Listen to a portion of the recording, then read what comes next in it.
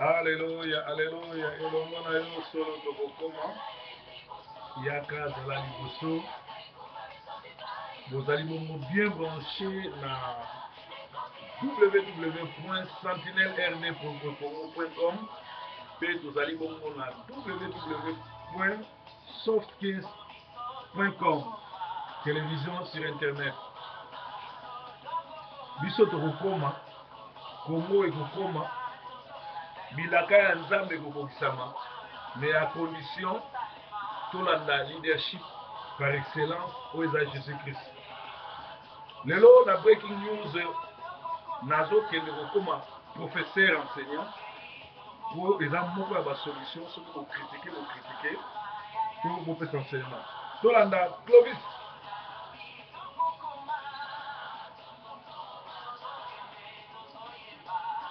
Moni balinga basali élection, moni baresultat moto atriche aza te ezoleka ndenge bozali préparé. Malgré biso baleba to perdre ba point basiège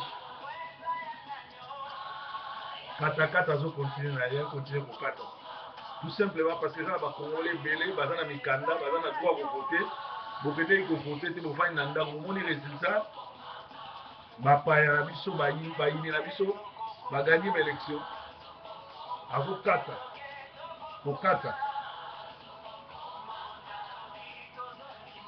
oyo mokonzi alobaki tondimi yango oyo nkolo alaka ekosalama po aza nzambe malamu oyo ye atomboli nani akokokanga. Merci tozali bongo na ntango na biso ya balider oyo ezali bongo breaking news ya lelo ezali juste enseignement. Tolobaki ete le leadership est une discipline d'exercer délibérément une influence spéciale au sein d'un groupe afin d'amener vers les objectifs à intérêt permanent capables de satisfaire les besoins réels de ses membres. Mokili elobi ke toza na crise partout, crise ali na politique, na sociale, na église, na société un peu partout, mais pour ete crise ici là, il faut que dans le leadership il y a excellence au Jésus-Christ. Alors bazo ko définir leadership et la ici eza discipline ya kosala likambo moko na kotindika te mais kopesa ndinga to koinfluencer bato spécialement na groupe moko ou bien na mboka ou bien na société na avec des objectifs bazali bongo objectif ezali bongo eloko balingi vision na bango ezala permanent capable et satisfaire moto nyonso. Okoki kosupporter pasteur te okoki kosupporter politicien te okoki kosupporter politique moko te ou bien gouvernement moko te soki azokopesa satisfaction na baproblème na yo te. Problème ya santé, problème ya logement, problème ya mosala, problème ya mai ya courant ya nyonso kolia kolata. Yango moni mboka mondele baréussir na social parce que chaque fin de semaine ndenge biso na Angleterre bafuta biso chaque vendredi na côté ya libanda na Europe bafuta chaque fin du mois ozomona ke soki osalaka te bafuta kwa chômeur soki osalaka bafuta salaire na yo na kati ya salaire wana batali okolia combien okofuta nini okofuta okomona ke tu vas te retrouver mpona e réduire bato bayiba te bato babomana te bato basala nini te. Alors un leadership moto alingi osala leader obi alingi azala mokonzi il faut yeba biloko oyo yango balobaka plan d'action na yo nini ozolingi okoma président ozolingi okoma moto oza na plan nini olingi nini mpona bato bakolanda yo olingi nini mpona bato oyo ozodirige oza pasteur yo kozwaka te ke bayelaka kaka mbongo bayelaka mbongo me yo orandaka compte te mpe mbongo wana otiaka ngo na misala ya nzambe te alors okomi manipulateur.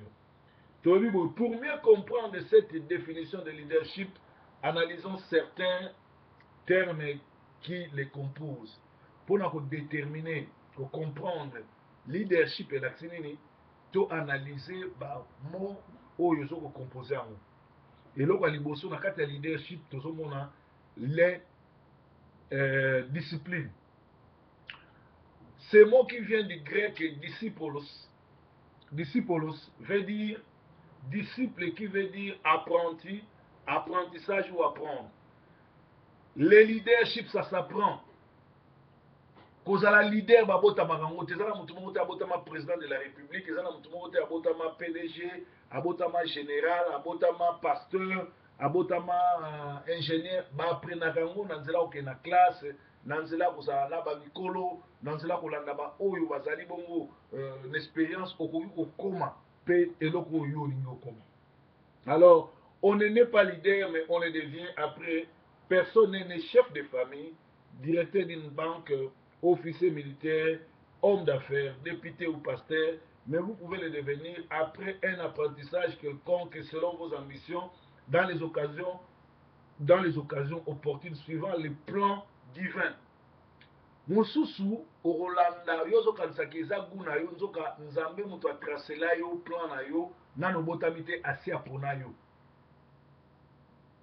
pour osalela ye to pour ozala pasteur to pour ozala président de la république. Alors, certaines personnes ont des aptitudes ou dispositions naturelles de leader dans plusieurs disciplines. Ils ont naturellement botama leader. Net ba proverbe, banda nazaka mwana muke, nazaka toujours leader. Banda école gardien nazaka bidé la classe.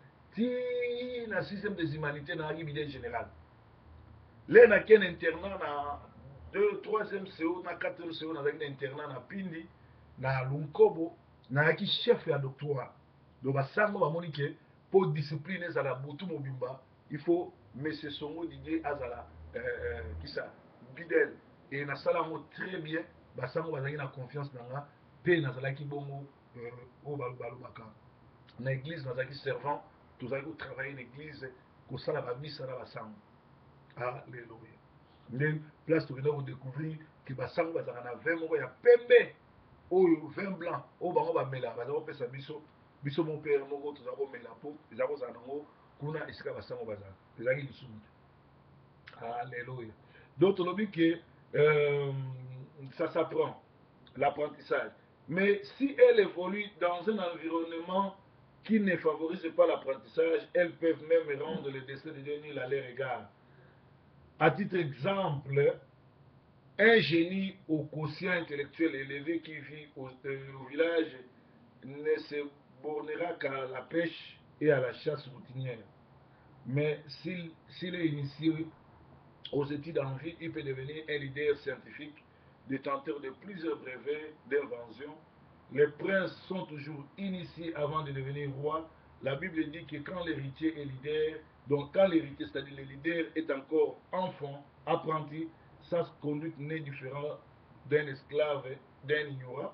Sur autant qu'on a Galate 4, 1, 2, quand l'héritier est encore un enfant, il n'y a pas une différence entre un esclave et lui, parce qu'on lui apprend, on peut le rouler, on peut le maltraiter. Mais quand il devient grand, il peut prendre la décision et gérer les autres. Même les envoyés de Dieu sont toujours orientés pour suivre une certaine initiation auprès de leurs prédécesseurs, soit pour être introduits en public, soit pour un témoignage référentiel. C'est le cas de 1. Moïse et Pharaon en Égypte, Samuel sous Élie, tu peux lire ça dans 1 Samuel 1, 3, 1 à 10, Élisée sous Élie, tu peux lire ça dans 1 Roi 2, 2 à 5, les apôtres sous Jésus, tu peux lire ça dans les 4 évangiles, Saoul sous Gamaliel, Actes des apôtres 22, 3. C'est-à-dire, même dans l'état moyen sous Pharaon, Moïse, Élie, Samuel, balekaki na formation pour comment ndenge bali. Et Bible dit que batu l'époque ya Jean-Baptiste baboye kozwa baptême, c'est-à-dire kozala baptême sous le baptême de Jean-Baptiste, kozala dirigé sous le leadership de Jean-Baptiste, barandaki destin ya Nzambe nil. N'époque na biso oyo bato ebele bazo rendre destin ya Nzambe nil à leur égard pour boboyi kozala baptisé sous le leadership de Proverbes 30 qui vous parle. Naza na ba solution ya makambo ebele, mais na koko ya kokangola makasi te mpona titio, il faut yo s'adapter oya pembeni na nga parce que Bible ezoyi bisa biso les faire ébise les faire. Donc nzambe atie na kati na ngai capacité surnaturelle oyo nakoki kopesa kotransmettre yango na ba oyo bakozala ba fidèle to ba disciple ba oyo bakolanda ngai ba oyo bakorespecte liloba na nzambe ndenge nzambe atindi nga okokota na gloire. Mais soki oboyi okorate destin ya nzambe lokola ba oyo bazalaka na époque ya Jean-Baptiste. Jésus lui-même avait suivi le schéma de leadership juif. Circoncis au 8e jour et présenté au temple par ses parents, il fut formé selon la loi, il croissait en sagesse, en stature et en grâce devant Dieu et devant les hommes. Au côté on a Luc 2, 29 à 52. La Bible dit, que Yesu yemoko akolaki alandaki leadership ya ba juif azaki circoncis na ba juif mwana mobali fo bakate ngenga na 8e jour ba présenter na temple et puis ba parents ne bazaki ko former ndenge ya mibeko ya ba juif pe azaki ko kola na sagesse pe na grâce ya Nzambe liboso ya bato pe liboso ya communauté na ye. Le leadership est une discipline, il faut que les leaders soient capables d'obéir avant de commander ou de se faire obéir par les membres de son groupe. Leadership est une discipline, il faut yomoko leader aux la discipline. Yomoko auto sa stratégie ou bien structure ou yokuta pour battre soupe bakuba bato sa. Exercer libéralement une influence. Leadership est ko influencer bato na manipulation te. Ko influencer bato na kinganga te. Ko tindika bato te ki dictateur te, ko so autorité à papa te, mais ezala charismatique, ezala autoritaire te, mais ezala délibérément donc mutu ndenge na lobaka na yebisi bato bolanda te bato mpe bazolanda te na koti na bandaka bato te na simbi fimu te mais ndenge nazopresente yango onction ya nzambe na kati na nga ezokende kotouche bato bazolanda nga mpe bazoaplike yango yango omonaki ntango bandoki ya mboka muyombe gauche asensibilize bandoki baya koatake nga ata moko te ayaki bango na bango bakabwana mpe bamonaki babino mutu oyo azomérite te tokende koatake parce que makambo alobaka eza mpona bien na biso. Donc exercer délibérément une influence. Personne n'est forcé de diriger les autres, mais l'homme peut aspirer à devenir leader ou chef. Donc on a 1 Timothée 3:1. Total 1 Timothée 3:1. Total 1 Timothée 3:1. Omona ke ezali ndenge wana 1 Timothée 3:1 eza bongo 1 Timothée 3:1 eza bongo donc tozomona yango eza bongo ezali ndenge wana 1 Timothée 3:1 1 Timothée 3:1. Cette parole est certaine, si quelqu'un aspire à la charge d'évêque, il désire une œuvre excellence, il faut donc que l'évêque soit irréprochable. Au niveau de la leader, il faut être irréprochable. Mari d'une seule femme, sobre, modéré, réglé dans sa conduite, hospitalier, propre à l'enseignement. Il faut qu'il ne soit ni donné au vin, ni violent, mais indulgent, pacifique, désintéressé. Il faut qu'il dirige bien sa propre maison, afin qu'il tienne ses enfants dans la soumission et dans une parfaite honnêteté. Car si quelqu'un ne sait pas diriger sa propre maison, comment prendra-t-il soin l'œuvre de l'Église ou le pays tout entier? Donc, un leader, il faut azala, mari d'une seule femme, azala désintéressé, amelaka 20 minutes, c'est-à-dire azala modéré, amelandambu, et puis azala mutu oyo, azo tenir ndakune malamu, bana ne bazala na soumission, parce que premier pays, premier ndaku, premier église, eza ndaku na yo. Soki bana na yo okoki ko éduquer bango te, okoki bana nzambe ndeni. Alléluia. Alléluia. Donc, wana ezali moko ya ba terme ya leadership. Les hommes disent qu'il n'y a pas de mauvais troupes, mais il n'y a que de mauvais leaders, de mauvais chefs. Celui-ci est le seul responsable devant la réussite ou l'échec. Tout le monde a une équipe. Aujourd'hui, on a une équipe, ils ont 22 joueurs, un entraîneur mort. Ceux qui entraîneur avec Tarabal, ils ont libanda terrain. Ceux qui équipe est poli, au lieu de déranger bateau babeti balé, ba malheur nous surtout quoi dans l'école entraîneur. Parce que balobi, il n'y a pas de mauvaises troupes, mais il y a que de mauvais leaders, mauvais chefs. Ça dit, bah comment on a que troupe moko armée et là on surtout. Sauf que les simba, ils ont faute à soldats, ils ont faute à leader. ndenge mona Congo tozali pays à plus de 70 millions d'habitants oyo tokokozala na armée ata ya 50 000 hommes mais Rwanda mboka moko ya moke eye koassujettir biso tout simplement parce que na groupe na biso na basoda na biso toza na bafaux leader bafaux soldat oyo bayaki kozala formation na Israël États-Unis mais baya mayele te et puis baya bakoriske te parce que balobaki ete makila na biso mpona ekolo donc bazozela baya koboma bango lokola ndenge babomaka meme babomaka taba donc ezali mawa mingi mpona armée congolaise donc tozoloba bongo responsable ya échec ezali bongo leader chef na armée na église na wapi na mboka alors mal bolamu eza succès ya leader échec mpe bakokondane leader ou la misère du peuple dont il est conducteur même misère ya peuple aza conducteur lokola na bapays afrique lokola na congo misère nyonso tu ya congo ezokwea likolo ya kanachien oyo azali rwandais génocidaire oyo ayaki na plan ya kobalkanize congo ya konyokola bacongolais ya koboma bacongolais c'est-à-dire makambo nyonso ezoleka na congolais ye nde moto akopeye chapeau nango yango wana fo totumba ye po tokunda ye na fausse promine parce que azomérite même cercueil te. Alors, si vous êtes leader, pourriez-vous décrire sans complaisance les genres d'influence que vous avez laissé dans votre groupe? Si vous êtes leader, il y a chorale, il y a quartier, il y a église, il y a école, il y a pouvoir, il y a ministère, il y a nzambe to, il y a gouvernement. Yebisa biso, genre ni ya leader yosali, makambo nini yosali, otongi nini. Kabila ye akozala pe congolais te mais okomi président Congo, c'est-à-dire okomi congolais. Mais oye na chantage na slogan na olobi 5 chantiers.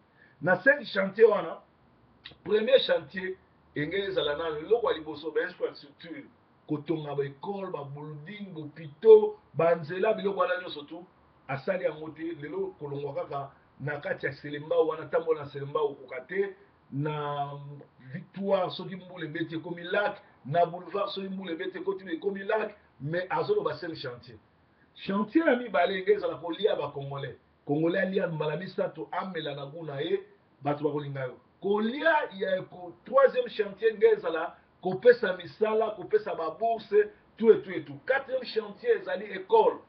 Cinquième chantier ezali kotindika bato na école kofuta bana babourse bakende na école kotonga école kofuta ba enseignant parce que bazo former futur. Et cinquième chantier engaki kozala oyo tobengi bato bazwa soin bopito biloko wana nyonso tu ezala gratuit même a échoué lamentablement mais azoleka lobi yo soki lelo ekomi na 5 chantier et pourtant tongi ata chantier moko te ezali mawa mingi na bato bazokumisa ye tozotala awa démocratie na mboka ya Angleterre tala ndenge bavote tala ndenge moto azoenjoy azosepela parce que asali campagne avote atie monduki na motu ya motu te ake bavote ye mpe azocontinue mandat na 5 ans sans problème. Alors tolobi fo oyebisa biso o décrire sans complaisance genre il y a influence oyo leotiki yo président mobimba yo leader sozoleka olie population abetelo maboko basoda bakoma kokengela yo obanga la population moingo dirige batande wana oza leader te oza un assassin futo kanga yo to boma yo donc kozanga leadership yango ezotinda bato bakoma badictateur yango ezotinda bato bakontinue kozwa mboka en otage yango ezotinda bato basala baccord mpo baluka kosala susu ke bakende na transition ya 3 ans oyo na baparti politique ya bato ya nzala bacorrompi baennemi ya peuple oyo ata tokuti bango na bachaise roulante tokojijaka bango parce que bato wana ndenge lumumba alobaki bapoliticien congolais à chaque fois bakomaka place ya kodeside soki baintérêt ya pays na baintérêt na bango personnel babwakaka mboka bazwaka baintérêt personnel batie na mama normalement kabila tokokende na ye ni na dialogue ni na transition parce que aza motu oyo azoboma azali atrahi mboka il faut topendre ye tolapide ye lokola basalaki Samuel Doe. Alors awa tozocontinue na cours na biso ya leadership boyeba pourquoi mpe basolution nini tozopesa parce que tokoki kosuka kaka te na koloba basali boye mais faut topesa mpe basolution lokola toza pe ba professeur toza ba diplôme totanga na bamboka oyo toza ba bachelier fu tozwa matière oyo bapesi biso totransmettre na bino aide bino na ministère aide bino na ndenge akodirige aide bino na ndenge nyonso nayebi ke baservice ya sécurité balandaka baenseignement na nga yoka lève motombo les méchants les bourreaux l'assassin les diables benga mutu na yo banda koexplike ye bacours oyo akocomprendre qu'il faut démissionner ou akende kose pendre parce que jour biso bacongolais tokozwa ye akolela na monoko ya mboka. Alors tolobi lisusu ke vous êtes leader, parent dans une famille, acteur politique dans un parti, ministre dans un gouvernement, médecin dans un hôpital, directeur dans une école, curé ou pasteur dans une paroisse. Quel genre d'influence exercez-vous? Délibérément sur les autres. Dans votre leadership, êtes-vous Jean Calvin, le théologien de Genève, ou Karl Marx, le philosophe allemand? Êtes-vous Martin Luther King, le leader noir de la non-violence, ou Al Capone, le gangster de Chicago? Kabila, na ba pasteur mingi, na gouvernement na yo boza ba Al Capone, ba gangster ya Chicago, peso total bien bomona ke gouvernement na bino ezali constitué de criminels oyo bazali ba bandits à grand échelon, faut bazala na prison, mais bazo ko traîner puis bazo diriger. Alors bozali ba bandits ya Chicago, Al Capone. Êtes-vous Peter Botha, le raciste sud-africain, ou le missionnaire David Livingstone? Êtes-vous Julius Nyerere, le Mwalimu tanzanien, ou Mathieu Keruki, le tyran béninois? Êtes-vous Kadhafi, celui qui a aimé son pays, ou êtes-vous qui ça, Blaise Compaoré, le tyran de Burkina Faso? Le dynamisme d'un leader se mesure dans sa qualité d'influencer au sein de son groupe. Pour voir que dynamique et mon na capacité na yo ndenge ozo influencer na groupe. Donc bana mokili et bana na to mona mutaza médiocre lokola Kabila ti. Nan to mona te même les ba pese mission ya ko détruire Congo, azo ko détruire en côté puisque ça mayele te.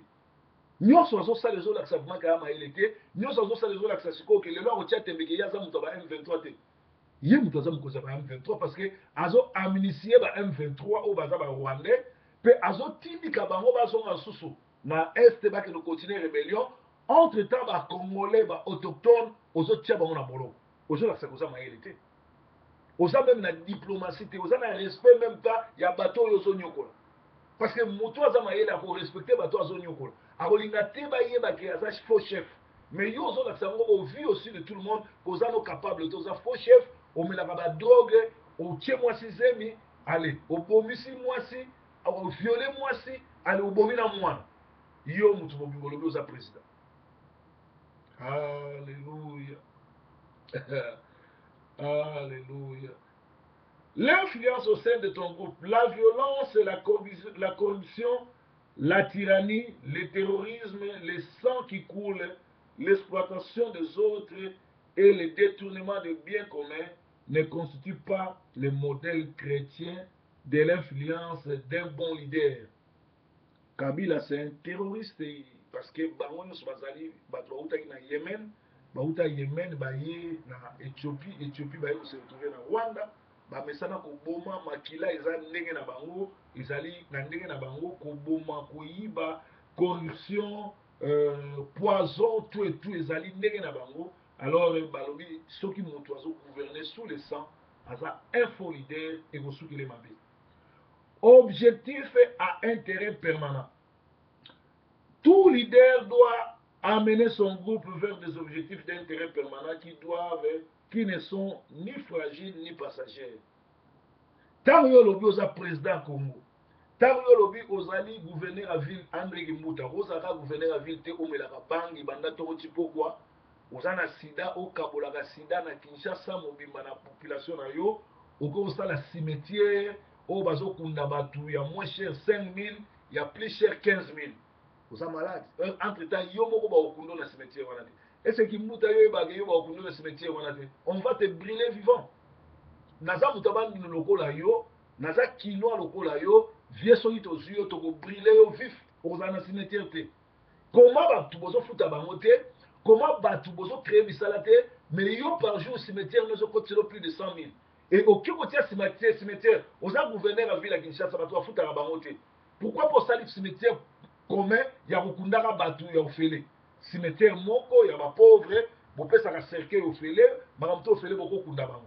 Mais yo so la business na nzoto ya ba administrer na yo. Pe lisusu oza fournisseur ya drogue ya Kabila.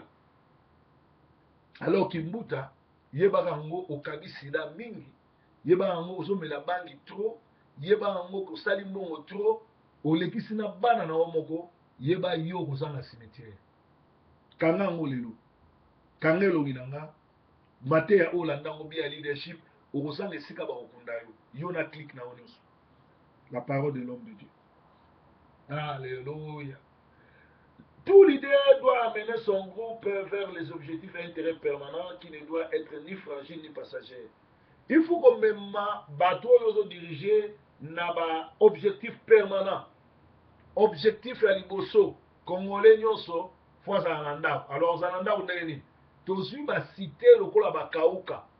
Tozu ba cité lokola Kinshasa, zone lokola Kinshasa ko buka yango nyonso. Mais avant ko buka yango toke na mpasa. Tokei na mikondo, toke kuna na buma, tozwi bazambo eza kuna office ba maison office ba tongi bandako ndenge ya lemba ndenge ya bandale yalaki balongoli bato na yolo bake otia bango kuna tosali zando kuna makambo nyonso tu kuna ale bobandi sikoyo koboma yolo parce que tala bandako ya yolo bandako ya kauka wana eza bandako ya basélibataire lelo ekoma ndako ya célibataire okuta 15 personnes balala kuna et les combles Fuji oyo azalaki premier ministre avec tous les respects Mbuta tozopesa yo Kizenga ake kotonga na kote ya buma kuna mais ndako na ye po alongwa na boulevard Mikondo akoma kuna potopoto na potopoto atongi villa atongi labyrinthe mais atie nzela te. Et pourtant bazalaki premier ministre pendant 5 ans avec tout l'argent du Congo avec tout le contrat tout et tout akoki ko asphalter route te na Congo. C'est triste.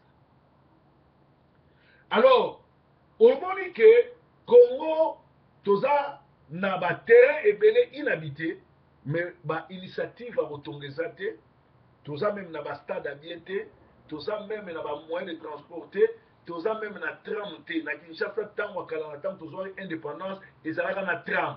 Lelo tram moyen kinda wapi. Et là, vous avez malamu, ngala salaka cours ya hospitalité pe lisusu, ba yesa biso lelo eza malamu eza entretien. Entretenir yango moni poto ti lelo ezalaka sika parce que ba entretenaka awa na poto mona building esali 100 ans babuki yango ba entre temps ba entretenaka yango bayaka kobongisa yango tout et tout et tout kende kotala stade Kamanyola kende kotala stade Niveme kota na ba toilette nango okomona ke entretien nde eza te soki entretien eza te ememaka eloko na kokufa. Alors tolobi il faut objectif ekomema bandeko na yo na ba objectif à intérêt permanent qui ne sont ni fragiles ni passagers. Par exemple, au PSI, aux autres financiers de 50 000 pour changer la constitution. Au PSI, on va dire. Et après, les va changer pour 5 ans, on se retrouve qu'il faut le cas autricher. Au monde que vous en avez arrêté. Parce que le temps t'arrête. L'histoire t'arrêtera. Alors, le véritable leader ne doit pas d'abord ne voit pas d'abord ses propres intérêts, mais il doit chercher en premier lieu le bien-être du peuple dont il est chef. Un vrai leader a mon nanu ba intérêt na été. Un vrai leader nga lelo sona comme président et là liboso il faut natia mama ye mo babukango batonga hôpital la sikape ozalaka na mama ye moté chaque biso na poto chaque quartier bazana jipi na bango bazana médecin na bango a soigner na bango. Naza na tina te na longwa ana ke l'hôpital général ba ki faire soigner na lemba fu bazala na quartier salon bazana hôpital na bango na lemba terminus bazana hôpital na bango na lemba foire bazana hôpital na bango na sous région bazana hôpital na bango au moins biloko ndenge wana batu moye ba ki retourne na hôpital général bazate et na lemba pe fu bazana na marché na bango tala ndenge okoyi kosala ki leadership a malamu. Donc, telon à liboso, bah, intérêt à la population. Au commis président, Congolais nyonso tout faut bafuta ye azala chômeur azala asalaka bazofuta ye moto ake kobota bazofuta ye maternité ofele makambo te ofele classe même yofele baétudiant baokende na classe yofele awa na poto bana banda na première bana ya une année ti na 11 ans bafutaka te bamataka biso ofele omoni leader soki oza na leadership ya ndenge wana mokili mobimba oluki ekutana na yo mokili mobimba ekolinga yo je crois que Kabila c'est trop tard pour na bacour oyo okolanda yango so te mpo yo si tobengani yo okende osala yango na enfer parce que après le Congo toi c'est l'enfer eza ndenge wana alors chaque plan chaque programme ou budget doit d'abord profiter au groupe et non au chef. Le contraire n'est que détournement d'intérêt commun, n'est que manipulation. C'est-à-dire, même l'église, tant que le pasteur, on a besoin de mot. Ozosenga mbongo wana po somba sale, tozo somba mbongo, ozosenga mbongo wana po kinotonga hotel. Ozosenga mbongo po somba voiture na yo, to ozosenga mbongo po somba bis ememaka badimo. Alors soki ozosenga mbongo na église mpona baintérêt na yo ndenge sakalos asalaka ndenge bapaster ebele basala bajob lendokiski awa na manchester ozali manipulateur oza info leadership na yo eza ya chana. Alléluia, alléluia, alléluia. Ezali détournement d'intérêt commun. Avant de mobiliser son groupe dans n'importe quelle aventure, le leader doit se poser ces 4 questions. Tant que le leader, toujours le pasteur, toujours le docteur, toujours le président de la République, toujours le ministre, toujours le gouverneur, le gouverneur à Diamber et à Koutir, le roi Kimbuta, ceci te concerne. Avant on soit décision à l'Icamonio, il faut mettre 4 questions. Et donc à Liboso, quels sont les objectifs poursuivis dans ce programme? L'objectif est anime. Deuxièmement, en quoi ce programme est-il profitable à mon groupe? Famille, parti politique, entreprise, église ou pays.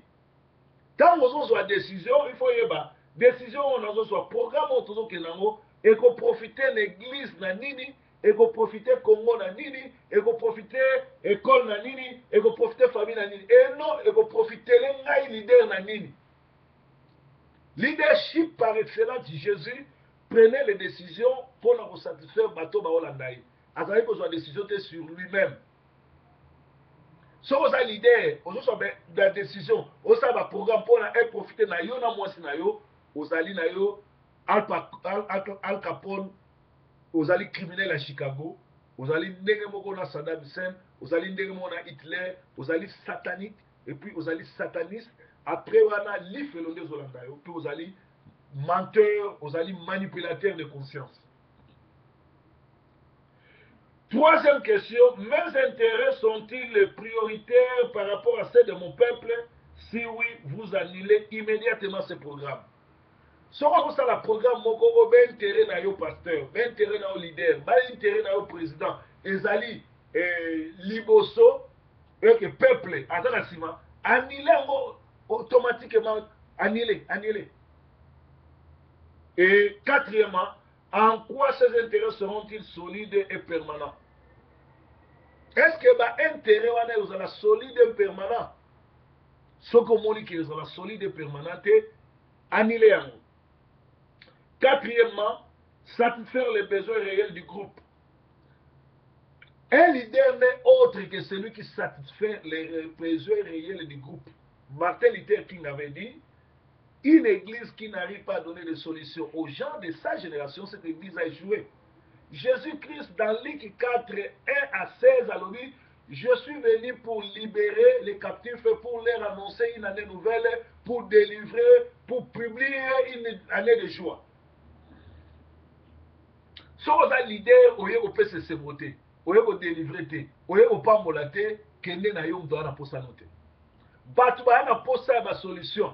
Batu ba longwaka ndako ba na église po batala mabundi ya pasteur te, po batala misuno madongo te, po batala likoshi na yo te, po batala libandi na yo te, batala munene no te, batala ndenge olati te, bayaka po bazwa ba solution.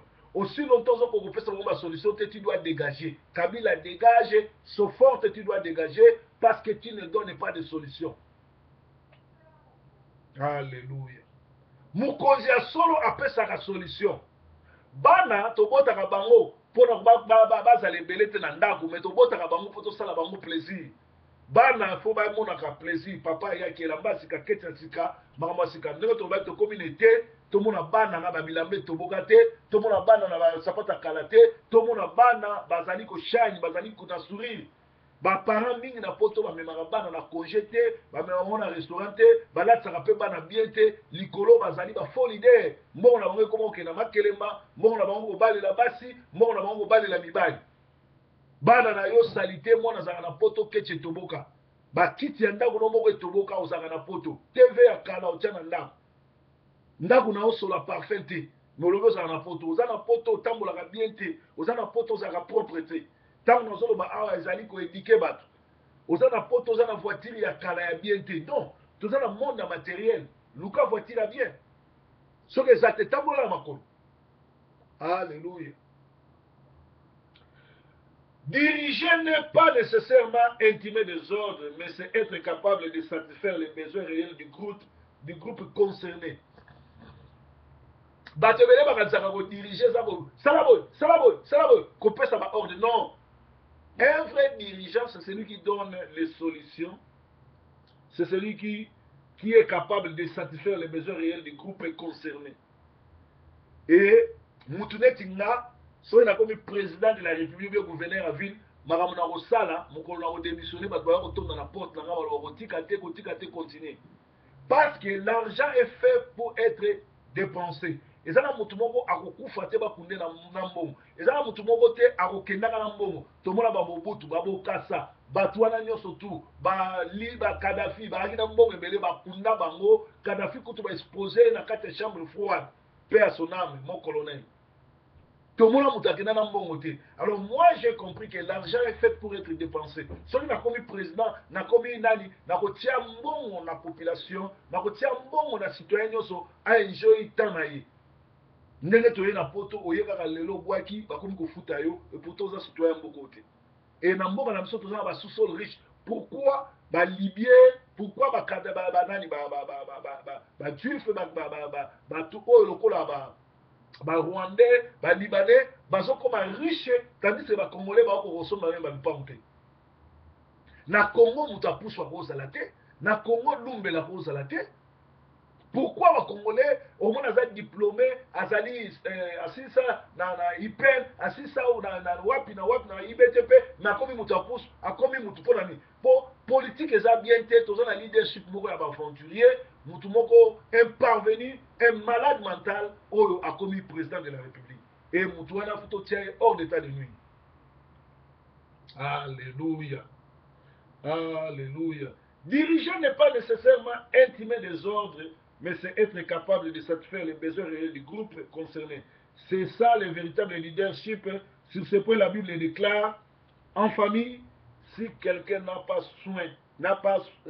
soin des siens, et principalement de ceux de sa maison, il a renié la foi, il est pire qu'un païen. Que notamment on a 1 Timothée 5:8. Ce n'est pas mal d'avoir beaucoup d'enfants, mais chaque parent doit prendre soin de ses propres progénitures. Alléluia. Dans l'église, on va maman olangi.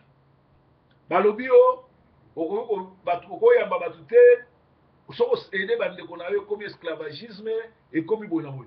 Et ça ba secte satanique oyo futo kanga, futo beta bango film to benga na bango parce que verset biblique oyo, il y a 1 Timothée 5:8 walobi, si quelqu'un n'a pas soin des siens et principalement de sa maison, il a renié la foi. Soko so soin ya tata na maman note ya ba cousin na note ya ba maman na note ya ba ndeki na note, o renié la foi comme plus qu'un païen. Ezali okomi esclave na bango te. Ezali te ndenge balobaka o ekomi soki nini non. Ezali nécessaire ozwa soin ya ba cousin na yo ya ba frère na yo okomi esclave na bango te. Ezali pe o balobaka te o soki nini esprit soki ya famille ya condamnation soki nini non. Eza biblique. Babi soki yo ba cousin na yo tozala batebele cousin na ye akoya na ndako na ye te mpo mwasi na ye alingi te abenga na cousin na ye ndeko no na ndako no akoki kolia te ezala bato mosusu bana ndeko ne bakolia na ndako na ye te mama kulutu bana leki na yo bokotama tata mo mama moko baye na ndako na yo ozosurveillaka bango na cuisine bakoki kolia te même si baya ba égoïste même si baya ba gourmand je crois eza na ndenge ebele ya kogere ndako ki kopekisa bango kolia bible elobi soki oboyi kozwa bandeko no en charge soki oboyi koprotege bandeko no bacousin bafamille na yo ozali plus qu'un infidèle orejete orenier la foi oza sataniste sikoyo lelo oyo esprit oyo mama olanga azoyebisa bato ke ezali bazwi yo lokola esprit ya coutume esprit ya konyokola esprit boye na boye na boye na boye elati nini bazokabola bafamille entre temps ton père et ta mère c'est Dieu qui te les pose et tes frères la femme tu les choisis les amis tu les choisis mais ton frère et ta mère ton père c'est Dieu qui te les pose nde namona bato mosusu babenga proverbe ndeni boye na boye omona abenga komofinga nga omona abenga komogangela nga nazoyeba te ke nzambe aponanga kaka nzambe ayebi moto aponanga eza nzambe ayebi ke proverbe alobaka nde kaka boye ayebi ke eza habitude na nga nzambe mokeli na nyonso andimeli nga na habitude na nga ndenge eza boye bizaleli na nga oyo nzambe alingi nga boye ndenge leka aponaki moïse ayebi ke moïse abegeyaka alobaka bien te aron azali koloba bien mpona nini aponaki moïse atiki aron yo leki nzambe na mayele oyo nzambe amoni ke aron alobaka bien me moïse azali kukuma naponi moïse donc yo leki nzambe na mayele oyo apesi nga mission oyo ayebi ke proverbe eza ndenge na ye alobaka boye asalaka boye azalaka kaka bongo nzambe asepeli na bizaleli na nga ebongo yo mutu moko soko oboyi no ngai kende komijembika kende okufa je m'en fous soko ye place nga nazalaka te na église nga na dirisaka te je ne suis pas perdant yo moto okenda lifelo daye ozoko rond point talanga nde nao prospérer alleluya balobi ke en famille soki ozokoka kozwa soin ya bandeko na yo te orenier la foi oza plus qu'un infidèle donc oza mutu ozokende na satana obimi na royaume papa nyonso tu il faut azwa soin ya baprogéniture na ye ata mwana tomboki tokomi na poto il faut asentir ke wana pere na nga mwana soki oyoki nga te na kobenga no kotia so likolo na ndako na nga te poza mwana na nga il faut oyoka nga soki omoni kotombokeli nga ngami na mema na poto nakoyebi soki otia so makolo na ndako na nga te parce que lelo ozokende libanda ozoyiba ozofinga bato bakokanisa nga na edike te non nga na edike yo mais na bible tomoni l'enfant prodige eza na bajara bana ye na poto atombokeli yo abipesanga babie na nga nga na kili eza biblique il faut mwana nga nakendeki akosentir ke no na ndako na biso na yana esika nakende osenga pardon e bible ezokisa biso bana job baza kobima mikolo nyonso okende kolangwa kobina kofinga komela job azali kosambela mpo na bango biso oyo tosambelaka nzambe ya solo bana na biso diable asalaka ndeni soki ozosalela nzambe ya solo ozotia epanzi likolo akoatake yo soki akoki koatake yo te atake mwasi soki atake yo te akoki mwasi te akoti na bana yango bomona la plupart ya bagrand pasteur bapaster oyo ya solo bana na bango bazotelenga na libanda eza faute ya bapaster te eza baretour bademo oyo tobenganaka bazokelaka bana na biso alors bosekaka te botiaka biso na mabondeli mpo bana na biso bakomi bavictime ya bademo oyo tobenganaki epa na bino nayebi te soki okomprendre nga mwana il faut atosa moboti mwana fo azala na se ya moboti azala millionnaire azala betaka bale soki azo reconnaître autorité ya papa te mwana na sabungi nzela e moko ya mibeko ya nzambe elobi nini tu aimeras ton père et ta mère car cela haïn quoi eza na promesse eza nini tu vivras longtemps à part nzambe na likolo tata no na mama na yo na se nde baa na droit koprolonger vie na yo to ya koecourte yango motu moko ateyemi alléluia na entreprise voici les salaires des ouvriers qui ont moissonné dans ton champ et dont vous avez frustré cris et les cris des moissonneurs sont parvenus jusqu'aux oreilles du Seigneur des armées. Jacques 5, 4. Il n'est pas bon d'exploiter abusivement les ouvriers en leur donnant un salaire maigre, parfois que vous soldez difficilement, comme au Congo. Dans Jacques 4, balobi que eza na batravailleur qui bofuti bango te bazolela salaire na bango ekomi ntina kolela na bango bakri na bango ekomi ntina lola makambo ezoleka na Congo yango bafonctionnaire basala bafutaka bango te biso le tozala kokola fonctionnaire aza moto ya valeur lelo fonctionnaire basi baboma mabala bana bafonctionnaire bakoma bandumba bana bafonctionnaire bakoma osimba kisi bana bafonctionnaire bakomi kokota na baloge mpona balesa baboti na bango lelo na Kinshasa eza na bapapa boma bazotinda bana na bango abi mama okobima air nini abima air nini asini akesaki ndumba air nini alors bible ezoloba Jacques 5:4 elobi bakri ya bato wana ekomi ntina likolo kanambe na gouvernement na yo mende bino nyonso tuku bato bozonyokola bato bozoboma bamakila na bango ekomi ntina lola nzambe azoyoka Tshisekedi otrahisa banda ntango mobutu ti lelo bakri ya bato oyo obomisaka basorti nyonso nzambe azoka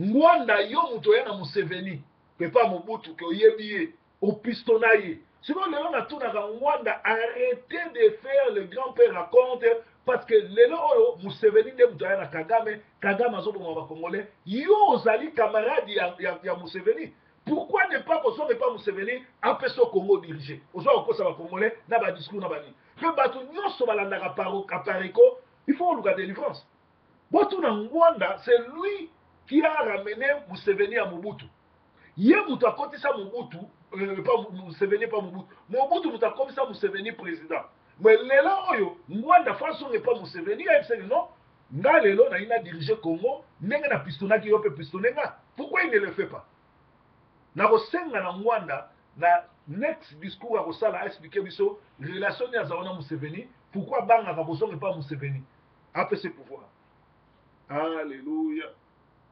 Donc, balobi, il n'est pas bon d'exploiter abusivement les ouvriers en leur donnant un salaire maigre, parfois que vous soldez difficilement. En politique, Jéroboam et toute l'ensemble d'Israël vinrent à Roboam et ils lui parlèrent ainsi. Ton père a rendu notre jour dur. Toi maintenant, allège cette rude servitude et les jours pesants que tu nous as imposé, que ton père nous a imposé, et nous te servirons. Na 1 roi 13, banda na 3 na 16, batu baye komona mwana Salomo bayebisi ke non, yo alléger tâche o tata na bino atikela biso tofutaka bemponi biso to servir yo. Les leaders politiques ne doivent pas s'attacher au pouvoir pour leur propre intérêt, mais ils doivent tout faire pour écouter les revendications du peuple afin de satisfaire leurs besoins réels. Tanambe population elingi yosoute, Congolais alingi yote, même ba Congolais ba mende ba o baza tout autour no balingi yote, bazoko sayo. Jéroboam et tout l'ensemble d'Israël vers à Roboam, baké pas Roboam, ba ebisi que non, toye tolingi lisusu makambo oyo te. Atiaki mutu makasi aperdaki bokonzi. Kameri kanambe toyebi ke boza mutu moko tolingi bino te bobima na Congo. Bobima na Congo. Bobima na Congo, c'est Dieu qui me le dit de vous le dire. Bobima. Laissez les enfants de Dieu servir leur Dieu. Laissez le Congo calme. Sortez, partez. Vous avez assez pillé et cela, ça suffit. Alléluia. Alléluia.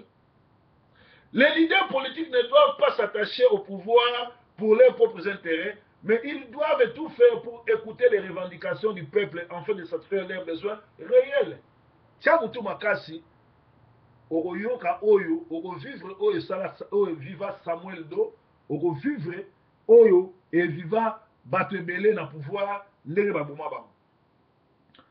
Dans l'église, Père mes agneaux, Jean 21, 15 à 17, le peuple de Dieu a grandement besoin de la parole de l'Éternel qui rencontre ses besoins réels et qui est la nourriture spirituelle.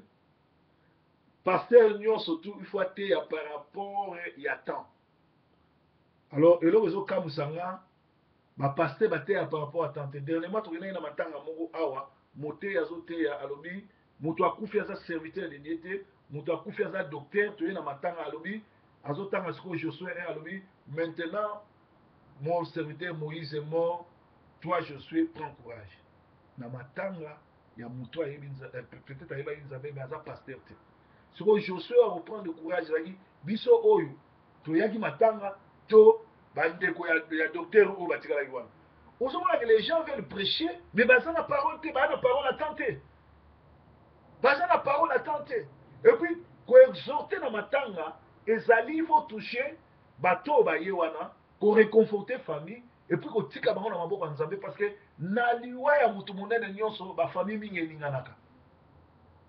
Mais bato belé bakomisa bango ba pasteur na ba frère na bango na bandeko na bango bandoki bayokaka soni te na miso ya bato bazolinga bafongola bible bateya mais oza na côté bato tu bazalaki wana basekaki yo na ndenge moko osakana te mpo bayeba eki oza aventurier oteyaki te. Père mes brebis, le peuple de Dieu a grandement besoin de la parole du temps. Parole nyonso tu ya temps esauvera baâme. Yango ozomona bato bazoke l'église bazobongwana te mpo bozoteyama te ya temps te. Tala neti na Zion yebisanga bateyakami nani ayoka mateya kuna te kaka masapo na masapo mateya eza te bato wana bazasauve ndeni. Alléluia. À l'église balobi ils ont besoin de la nourriture spirituelle. Quels que soient les domaines dans lesquels vous êtes leader, quand vous ne parvenez pas à satisfaire les besoins réels de votre groupe, vous devenez automatiquement un manipulateur de conscience. Neti Job, Lendo Kiski, à Manchester, manipulateur de conscience. C'est un grand manipulateur. En ce moment, vous devenez un dictateur, un démagogue ou tout simplement un pécheur. Dans ce cas, vous n'avez qu'à vous retirer dans la solitude pour chercher une nouvelle orientation auprès de Dieu. C'est bien beau d'être leader d'une grande nation, d'une grande église, d'une grande famille, d'une grande entreprise ou d'un grand parti politique ou d'une grande église, mais étant que tel, êtes-vous capable de satisfaire les besoins réels des membres de vos groupes ou vous vous contentez de les manipuler en profitant de leur naïveté? Question on a tout on a Kabila, na ba pasteur, na ba tutu, na ba parti politique, ba Tshisekedi tout et tout. Tant vous avez des dialogues na Kabila oya bomi oyo moko lekaki na TV lo kangela ngaye et azonga na Rwanda vous avez des dialogues na ye après apesi bino mbongo pour atika la sous 3 ans na pouvoir. Est-ce que vous dites que vous êtes sataniste? Est-ce que vous dites que vous trahissez la population? Est-ce que vous dites qu'il faut otika na qui parti politique? Alléluia. Partout au monde, surtout dans les pays de tiers-monde, les soi-disant dirigeants traînent leur peuple dans la misère la plus noire, comme au Congo. Ce qui est plus grave est de constater que ces dirigeants trompent la vigilance en calmant le peuple par la satisfaction des besoins non réels. À titre d'exemple, organiser des manifestations budgétoires pendant lesquelles ils prononcent des discours démagogues pour distraire et endormir la population. Multiplier des brasseries, débits de boissons et maisons de tolérance au lieu de donner à manger à ce peuple affamé et une manipulation de conscience et non le leadership dynamique. Tango tchala mwana azolobake basali 5 ans babetaka concert te ese tchala mwana ali boma to tchala mwana kindoki balesa bana bo mwana esise maye. Mais tchala mwana il faut atuna tango bango tozoboya bango babeta concert na poto mais totikela bango babeta bayembela Rwanda ozoboma ba Congolais. Tango tchala mwana zoba babeta concert te na poto 5 ans. Est-ce que ba force commune wana lera moni? Bato nyonso to bakufi. Bato nyonso batinda ya tchala poison. Azomona on normal. Alors, ba discours ya bato kwa batchala mwana, ezotinka biso vraiment ke bayembi nyonso. Génération wana nyonso so tozwi pouvoir bayemba lisusu te. Batchala mwana bakofi ba papa oyemba bayemba lisusu te po ba na conscience te. Awa ezo biso ke au lieu na kotonga ba brasserie ya kosalaka ba concert public oyo bopesaka bawera bajibe ba 30 000 $ bayemba na nuit moko. Mais vous créez la société. Vous faites ça misala. Na place à kosala ba prison, ba maison de tolérance, vous créez la société, vous remonez la population et vous en kimia, population ekobina, population ekoseka, population vous en esem. Alors, oyo ezalaki conseil to ezalaki moko ya ba résolution pour la crise ya leadership na mboka. Ah, je sais que la crise actuelle, comme celle des siècles passés, a atteint des dimensions inquiétantes en social, en sciences, en économie, en politique et dans l'Église. La cause principale de ces débats multisectoriels étant la faillite d'un leadership efficace, nous avons la noble tâche d'informer, de former et de promouvoir tous ceux qui dirigent les différentes couches de notre société en leaders taillés sur le modèle de Jésus-Christ, les leaders par excellence. Voilà qui parole, il y a Dr Moïse Timbumbu, mwana ngola, oyo azalaki professeur nanga ya cours ya leadership, oyo a pesaki nga formation, alobi soki tokangani na Yesu te, ozala pasi mingi. Kolo tikete enseignement oyo ekotala na to ya bakongolais na mokolo ya lelo olie tokritike breaking news ya lelo ezalaki kopesa cours mpe lobi na koparle bino sur crise ya leadership, crise de leadership bomona ndenge nini tokosan sortir ekozala malamu ekomi sikoyo na ntango topesa basolution mais entre temps na congo ça ne marche pas. Kabila azolinga asala glissement mais cette fois-ci idps aza prêt à aider mais biso bapeuple congolais totelemela na idps na bagroupe wana nyonso na bakamere baventurier wana nyonso kabila doit dégager parce que aboyi mingi baba alfona